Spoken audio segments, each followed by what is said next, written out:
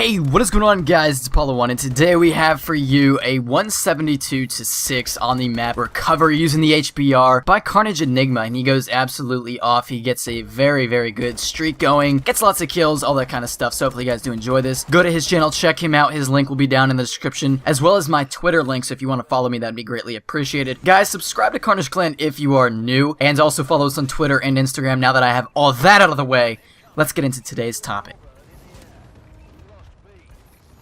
So today we have a crazy story that it goes from one thing to the next, and as we go on, it's just gonna get crazier and crazier. So basically, let's start off with the most subscribed person on YouTube is PewDiePie. He's well over 30 million subscribers, which is just ridiculous, absolutely ridiculous. I mean, you could say he has more fans than many people in Hollywood, and he's just very, very successful. He's doing very well, and you'd think that him being the most famous person on YouTube, the most subscribed, that you'd think he'd be making the most money from his YouTube channel. Now, that's not actually the case, as a recent article came out saying that another channel that's actually relatively small compared to a lot of other channels, right around 3.5 million subscribers, just under that actually, is making much more money than PewDiePie and is now the most paid YouTube star that there is. And basically, this channel is known as DC Toys Collector. And basically, what this channel does is it reviews children's toys,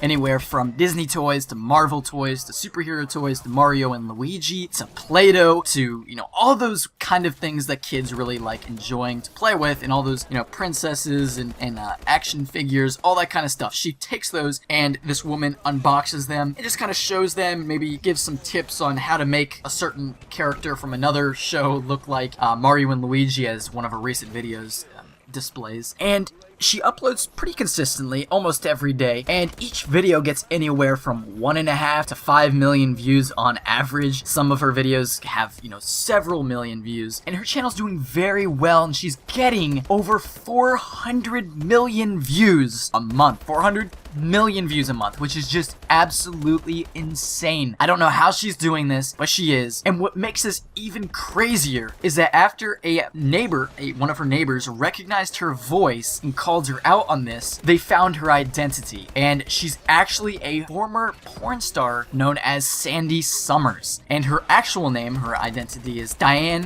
DeJesus, which is just crazy too. I'm sorry, that's a pretty crazy last name though. But yeah, she's a former porn star, which is just crazy that she went from that profession to unboxing kids' toys. A very big change in direction and in career choice, you know, very big change. So that kind of surprised me as well, but that is ridiculous. And what's also crazy is, you notice that I said that nobody knew her identity until a neighbor called her out, recognizing her voice, and that's because you only hear her voice and you only see her hands in these videos. She doesn't show her face. The videos honestly aren't that professional. I think with the amount of money she's making, that she needs to make the videos a little bit more high quality, more professional, maybe set up some kind of table and buy maybe a backdrop or something to make it look really cool and nice and make it more exciting and put her own character into it. I don't really think that her past profession deteriorates what she has going right now at all. I think that she's moving on from that and changing careers, and I don't think that people should be looking down on that at all, as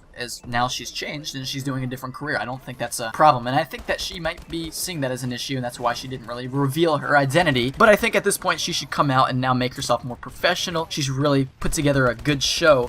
Wow, that could be taken out of context for what I'm talking about, but she should be putting on an appropriate show for these these kids' toys and be demonstrating these kids' toys. That can also be taken out of context there. What I'm trying to say is that she should be showing these toys, these kids' toys off a little bit more professionally, I guess you could say, instead of just throwing them there, having your hands and just, you know, saying, oh, look at this, it's Play-Doh. And I think she should be putting a little more time into her videos now, but that's just my thoughts. But yeah, guys, she's making anywhere from $5 to $5.5 million a year. I almost said month, but a year, which is just ridiculous. That is so much money. And I believe PewDiePie is making just under 4 million, so the fact that she's making more than over a million more than PewDiePie is just insane. The fact that PewDiePie's channel is over 10 times the size of her channel. So anyways, guys, I thought I'd bring this story to you. It's a kind of a trending topic. And what's crazy actually is I knew about this way before everybody started reporting on it. Not that it matters, but I actually tweeted about it several months ago, and then other YouTubers saw that I tweeted about it and were like, wow, this person's really doing their views. They're like the most viewed person a month,